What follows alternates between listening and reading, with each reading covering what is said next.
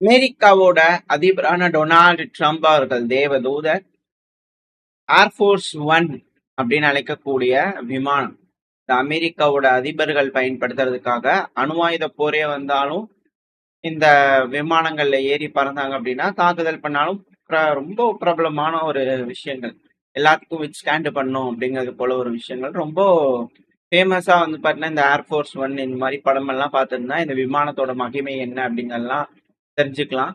So president எந்த இதுல பறக்குறாரோ, அமெரிக்காவோட அதிபர் எதை பறக்குறாங்களோ அது ஏர்ஃபோர்ஸ் ஒன் அப்படின்னு போல சொல்லுவாங்க. இது போல பல படங்கள் இருக்கு.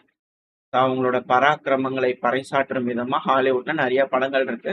அதை திரும்பி நம்ம வாயால சொல்லணுன்ற தேவையில்லை. அப்பேற்பட்ட ஒரு விமானம், மதிப்பிற்குள்ள ஒரு விமானம் பிரான்ஸுக்கு போயிட்டு ரிட்டர்ன் வந்திருக்கிறார் இல்லையா டொனால்டு ட்ரம்ப் அவர்கள். இதுவே கடைசி G7 மாநாட்டை முடிச்சுட்டு ரிட்டர்ன் வரும்போது இதுவே கடைசி, இது இதோட போதும் அப்படிங்கிறது போல 40 வருஷம் சர்வீஸ் அந்த விமானத்தை வந்து பாத்தீங்கன்னா ரீப்ளேஸ் பண்றாரு ட்ரம்ப் அவர்கள். ஸோ புது AF-1 ஏர்ஃபோர்ஸ் ஒன் அப்படிங்கிற அந்த விமானத்தை கத்தர் ட்ரம்ப் அவர்களுக்கு கிஃப்டா கொடுத்தாங்க இல்லையா. ஸோ அதை அமெரிக்கா நன்றி சொல்லும் விதமா அது ஒரு லக்ஸூரியஸ் பிளேன், நன்றி கத்தார் அப்படிங்கிறது போல இதுக்கப்புறம் அதை ஏர்ஃபோர்ஸ் ஒன்னா வந்து பாத்தீங்கன்னா அமெரிக்காவோட அதிபரான டொனால்டு ட்ரம்ப் அவர்கள் தேவதூதர் பயன்படுத்துவார் அப்படின்னு சொல்றாங்க. ஆனா இது போல ஒரு மூவை பல நபர்களால் வரவேற்கப்படுது. ஏன் அப்படின்னா டொனால்டு ட்ரம்ப் அவர்கள் புது ஏர்ஃபோர்ஸ் வேணும், இது 40 வருஷம் ஆயிடுச்சு பழசு, நம்ம புதுசு பண்ணிக்கலாம் அப்படிங்கிற சொல்லியிருந்தாருன்னா நான் இது நிறைய டாக்ஸ் பட்ஜெட் இதெல்லாம் வந்து பார்த்தீங்கன்னா அலோகேட் பண்ணி நிறைய செஞ்சு வியாபாரம் செஞ்சிருப்பாங்க. ஆனா இது இலவசமா வர்றதுனால டாக்ஸ் பேயர்ஸோட காசு இதுக்கு வந்து பாத்தீங்கன்னா இல்லை. ஸோ கத்தர் கொடுக்கக்கூடிய அந்த ஃபேமஸான ரொம்ப லக்ஸுரியான விமானம் இப்போ இதுக்கப்புறம் ஏர்ஃபோர்ஸ் ஒன்னா பயன்படுத்தப்படும் அப்படிங்கிறது போல சொல்லிக்கிறாங்க. பார்ப்போம், இது ஒரு நல்ல விஷயம். அது நம்ம கோர்ட்லலாம் வந்து பார்த்தீங்கன்னா ஒரு ஜட்ஜு வந்து மரண தண்டனை அது மாதிரி கொடுக்குறாங்க அப்படின்னா பெண்ணை நிப்பு வந்து உடைச்சிருவாங்க அப்படிங்கிற போல கேள்விப்பட்டிருக்கேன், எனக்கு தெரியாது. பட் இருந்தாலும் இது போல செய்திகள் கேள்விப்பட்டது உண்டு. அது போல ஒரு விஷயம் தப்பா ஏதோ ஒன்று நடக்குது, கஷ்டப்படக்கூடிய ஏதோ ஒன்று செய்யலாம் நிப்ப உடைப்பாங்க அப்படிங்கிறது போல விஷயம். இப்போ வந்து பாத்தீங்கன்னா இது எப்படி கம்பேர் பண்றாங்கன்னு அனலிஸ்ட் பொறுத்த வரைக்கும், ஏன்னா என்ன வேணாலும் பேசலாம் இல்லையா இணையதளம் அப்படிங்கிறதுனால யாரும் என்ன வேணா பேசிக்கலாம் அப்படிங்கிறதுனால இது போலலாம் பேசிட்டு இருக்கிறாங்க. ட்ரம்ப் அவர்கள் வந்து பாத்தீங்கன்னா மேக்ரான் அவர்கள் பிரான்ஸ் போயிட்டு வந்திருந்தாங்க இல்லையா, ட்ரீட்டி ஆஃப் வெர்சாலிஸ். ஸோ அந்த இடத்துல வச்சு ஈரான் கூட அந்த ஒப்பந்தத்தை கையெழுத்து போட்டு வந்ததுனால இந்த விமானம் வேண்டாம் அப்படிங்கிற பண்றாரு அப்படிங்கிற கேள்விகளை பலர் கேட்டுக்கிட்டு இருக்காங்க. இதெல்லாம் என்ன காம்பினேஷன், என்ன பெர்மினேஷன் அப்படிங்கிறது கூட தெரியல. பட் இருந்தாலும் இது போல லிங்க் பண்ணி பேசிக்கிட்டு இருக்காங்க. சரி பரவாயில்ல. ஸோ மேக்ரான் அவர்கள் எப்படி செஞ்சார் இந்த G7 மீட்டிங் அப்படின்னா வரவேற்கத்தக்க வேண்டிய விஷயம். கிரேட் ஜாப் பண்ணிக்கிறாரு. கேம்ஸ் எல்லாம் எதுவுமே இல்லாம ஒரு வாரத்துக்கு முன்னாடி என்கிட்ட ஃபோன் பண்ணாரு, ஃபேவர்லாம் கேட்டாரு, பாரிஸ்க்கு வாங்க அப்படிங்கிறது போல ஹானர் பண்றோம் அப்படிங்கிற சொல்லியிருந்தாரு. நான் ஹானரிங் நேஷனா தான் பாக்குறேன், அதெல்லாம் எந்த ஒரு இதுவும் இல்லை. அது என்னன்னா யூரோப்ல பெருந்தலைகள்லாம் வந்திருந்தாங்க, நிறைய விஷயங்கள் பேசணும் வெர்சாலிஸ்ல வச்சு. பட் என்னன்னா அங்க நார்மலா வந்து டின்னருக்கு யாரும் போக மாட்டாங்க. டின்னரு வெர்சாலிஸ்ல நார்மலா பெருந்தலைகள் போக மாட்டாங்க. நானும் வெர்சாலிஸ் அவங்க சாப்பிட மாட்டாங்க ஃபர்ஸ்ட். ஆனா வெர்சாலிஸ்ல வந்து டின்னர் ஆர்கனைஸ் பண்ணது ரொம்ப ஃபேண்டாஸ்டிக் டின்னரா இருந்துச்சு அப்படிங்கிறது போல வந்து ட்ரம்ப் அவர்கள் சொல்லும் போது என்னது இது இப்போ ட்ரீட்டி ஆஃப் வெர்சாலிஸ் தானே, இது இன்னொரு ட்ரீட்டி ஆஃப் வெர்சாலிஸ்ன்னு பார்க்கப்படுது அப்படின்ற கேள்வி. இதில் இன்னொரு ஒரு விஷயத்த மறந்துடக்கூடாது. ஜெர்மனி 1919 இதே வெர்சாலிஸ்ல ஹால் ஆஃப் மிரர்ல தோல்வியை ஒத்துக்கிட்டு கையெழுத்து போட்டாலும் பலம் பொருந்திய ஜெர்மனியா வந்து பார்த்தீங்கன்னா ஹிட்லர் அவர்களோட ஆட்சியில வந்து திரும்பவும் இதே யூரோப்ல அதே பிரான்ஸை முடிச்சாங்க அப்படிங்கிறது தான் இதுல இருக்கக்கூடிய ஒரு விஷயம். இது போல அமெரிக்கா மீண்டு எழுவாங்களா அப்படின்ற கேள்விகள் வருது. இப்போதைக்கு ஒரு வெற்றி அப்படிங்கிறதெல்லாம் மாற்று கருத்து இல்லை. பட் அதோட அவுட்புட் இதுக்கப்புறம் வரக்கூடியது ஹிஸ்டரி ரிப்பீட்ஸ்ன்னு சொல்லுவாங்க இல்லையா. ஸோ அது போல ஒரு பின்பமா ஈரான் இதோட இது முடியாது, ஈரான் திரும்பவும் பலத்தோட வருவோம் அப்படிங்கிறது போல அமெரிக்கா சொல்றாங்களா அப்படின்ற ஒரு கேள்விகள் இருக்கு. மிடில் ஈஸ்ட்ல பதட்டங்கள் இருக்கவே செய்யுது. அது மட்டும் இல்ல, நிறைய விஷயங்கள் நடந்தது. பட் இதுல மிக முக்கியமான ஒரு விஷயம் ட்ரம்ப் அவர்களோட அக்செப்டன்ஸ். அதாவது ரஷ்யாவை G8ல இருந்து கிக் பண்ணது ரொம்ப தப்பு, அது ஒரு மிஸ்டேக் அப்படிங்கிற சொல்றாங்க. அவங்க செய்யக்கூடிய தப்புகளை உணர்ந்து அது ஒரு மிஸ்டேக் அப்படிங்கிறது வந்து பாத்தீங்கன்னா பப்ளிக்கா வந்து அதுவும் அமெரிக்காவோட அதிபர் தேவதூதர் உலகத்தோட சுப்ரீம் சூப்பர் பவர் பிரசிடென்ட் ஒத்துக்கிறாரே அப்படிங்கிற கேள்வி. அமெரிக்காவோட அதிபர் வந்து பாத்தீங்கன்னா என்ன சொல்லிக்கிறாருன்னா, அதாவது இந்த குரூப் வந்து பாத்தீங்கன்னா 2014 வரைக்கும் G8 இருந்தது.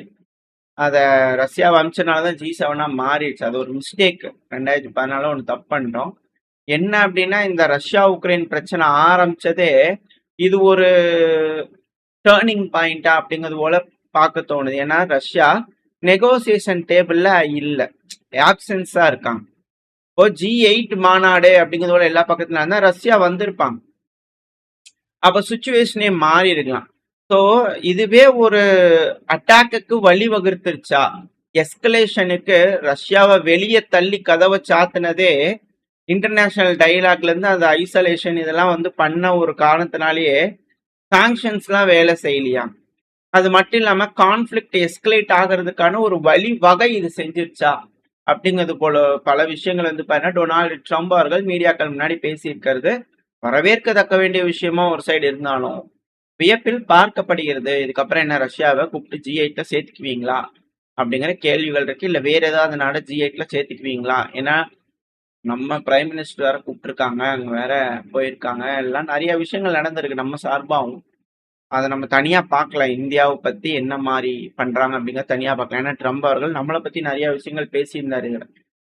மோடி அவர்கள் ரிப்பிங் ஆஃப் எக்கானமி அமெரிக்கா வந்து பாத்தீங்கன்னா நிறைய வேலை பண்ணிட்டு இருந்தாங்க. ஆனா என்னோட பார்வையில் அப்படிலாம் கிடையாது. மோடி அவர்கள் நல்லவர் தான், கிரேட் தான், மை நண்பர் தான். ஆனா இந்தியா நிறைய பிசினஸ் பண்ணிருந்தாங்க. ஆனா இப்ப அப்படி இல்லை. அதனால அவர் கொஞ்சம் வருத்தத்தில் இருக்கார். அப்படிங்கிற பல்வேறு விஷயங்கள் வந்து பண்ண டொனால்டு ட்ரம்ப் அவர்கள் பேசியிருந்தார்.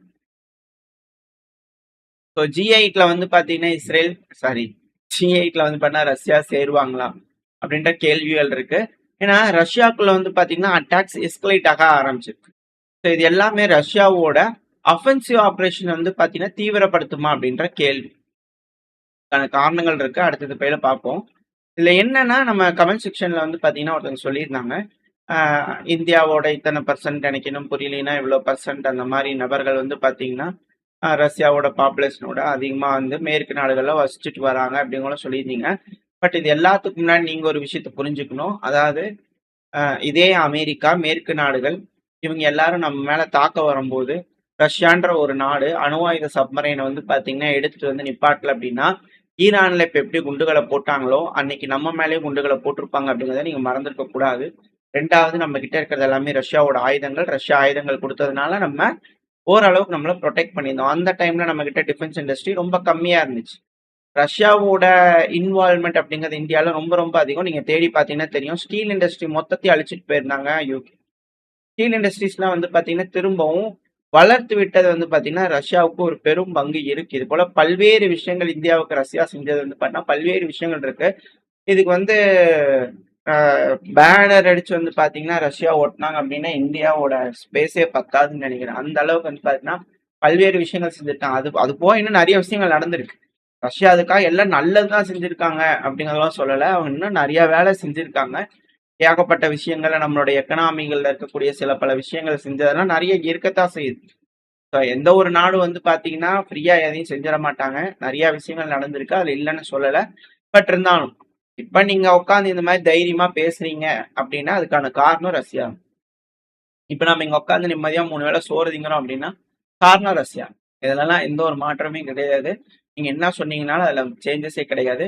ஜெய்சங்கர் அவர்கள் இப்ப இந்த மீட்டிங் அப்ப கூட வந்து பாத்தீங்கன்னா யூரோப்பியன் யூனியன்ல கேட்டாங்க, ஏங்க நீங்க ரஷ்யா கிட்ட வந்து நீங்க ஆயில் வாங்கிட்டே இருக்கிறீங்க, இது பண்ணிட்டே இருக்கிறீங்க, எப்படிங்க உங்க மேல நம்பகத்தன்மை வரும் அப்படிங்கிறது போல கேட்கும்போது ஜெய்சங்கர் அவர்கள் சொன்னார், எங்க நாடு இந்தியா டெமோக்ராட்டிக் நாடு, எங்க நாடு மேல ஒரு மற்ற நாடுகள் தாக்குதல் பண்றதுக்கு ஆயுத உதவிகள் ஆயுதங்களை யூரோப்பியன் யூனியன் கொடுக்குறீங்க, நாங்க எப்படி உங்களை நம்ப முடியும், நீங்க முதல்ல அப்படி இருங்க அதுக்கப்புறம் நாங்க பண்றோம் அப்படிங்கிறது போல மூஞ்சில் அடிச்ச மாதிரி வந்து பாத்தீங்கன்னா ஜெய்சங்கர் அவர்கள் சொல்லியிருப்பார். ஏஎன்ஐ இது போல செய்திகள்லாம் நீங்க பாக்குறீங்களா இல்லையான்னு தெரியல. அதெல்லாம் நீங்க பாத்துக்கிட்டீங்கன்னா அதுக்கப்புறம் நீங்க பாத்துட்டு வந்து பேசலாம். இல்லை அப்படின்னா புரிதல் இல்லை, சும்மா மேற்கு மீடியாக்கள் மகுடி ஊதக்கூடிய மீடியாக்கள் மட்டும் நீங்க பார்த்துட்டு இருக்கீங்க அப்படிங்கிறது போல புரிஞ்சுக்கலாம். உங்களோட பார்வையை மாற்ற வேண்டிய கட்டாயம் இருக்கு.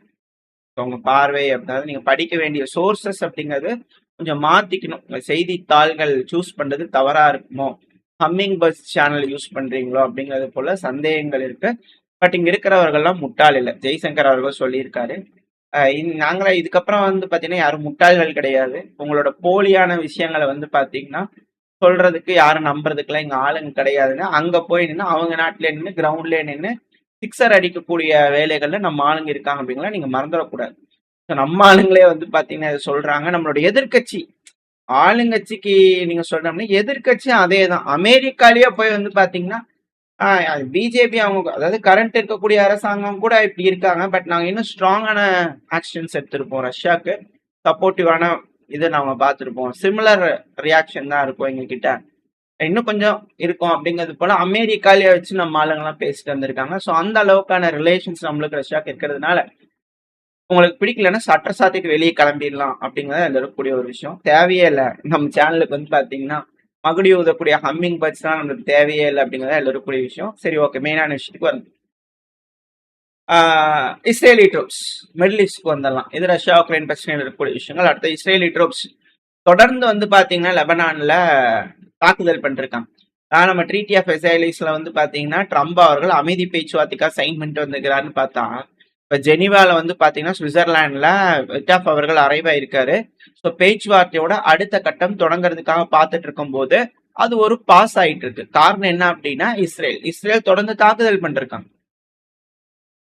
ஸோ அல் தஹர் தென்கிழக்கு பகுதி இந்த நபாத்தியால வந்து பாத்தீங்கன்னா தென்கிழக்கு பகுதிகளில் தாக்குதல் பண்ணிக்கிட்டு இருக்கிறாங்க இஸ்ரேல். முன்னேறக்கூடிய வேலைகள் இருக்காங்க. ஹிஸ்புல்லா வந்து பாத்தீங்கன்னா இது போல வருவாங்கன்னு தெரிஞ்சுட்டு ஐடி இந்த எக்ஸ்ப்ளோசிவ்ஸ்ல வச்சிருப்பாங்க, அதெல்லாம் டிட்டோனேட் பண்றாங்க. அதிகப்படியான உயிர் சேதங்கள் பொருள் இழப்புகள் இஸ்ரேலுக்கு ஏற்பட்டிருக்கு. ஸோ முன்னேறக்கூடிய இஸ்ரேலோட வீரர்களை தடுக்கக்கூடிய வகையில வந்து பாத்தீங்கன்னா ஹிஸ்புல்லா வேலை செஞ்சுட்டு இருக்காங்க. டிஃபென்சிவ் மெசர்ஸ்ல டிஃபென்சிவ் அட்டாக் வந்து பாத்தீங்கன்னா ஹிஸ்புல்லா தரப்பு இருந்துகிட்டு இருக்கு. ஹெவியான ஆர்ட்லரி தாக்குதல்கள் இஸ்ரேல் வந்து பாத்தீங்கன்னா லெபனான் மேல பண்ணிக்கிட்டு இருக்காங்க. At the same time air ஸ்ட்ரைக்கும் ஹெவியா பண்ணிட்டு இருக்காங்க. ஸோ இப்படி இருக்கும்போது லெபனான்லயும் சீஸ்ஃபயர் இருந்தாதான் அடுத்த கட்ட பேச்சுவார்த்தை.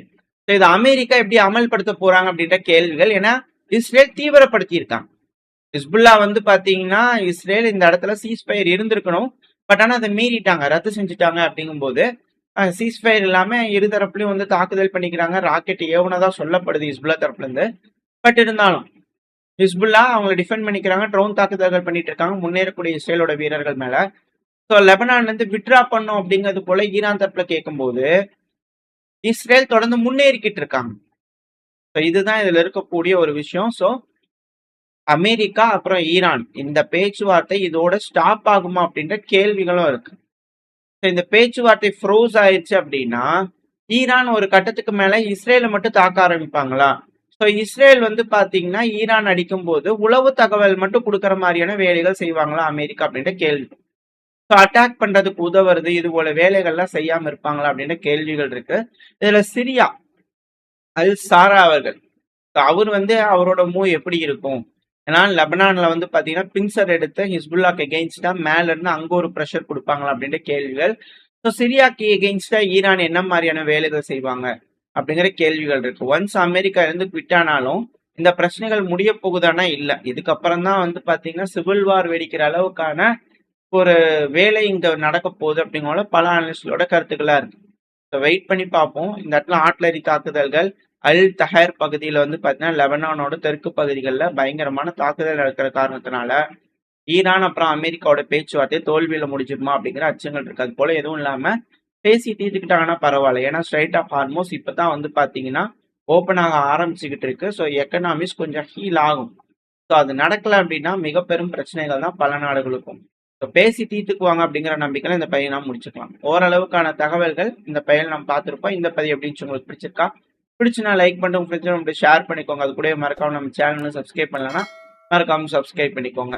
அப்பதான் நம்ம போடக்கூடிய வீடியோக்களை மேட்ச் யூடியூப்ல வச்சு ப்ரொமோட் பண்ணும். உங்களோட அன்பாதரவு எனக்கு எப்ப இருக்கிற நம்பிக்கையில அடுத்த பையன் உங்க சந்திக்கிறேன். அவருக்கு ஸ்டே சேஃப். பாய்.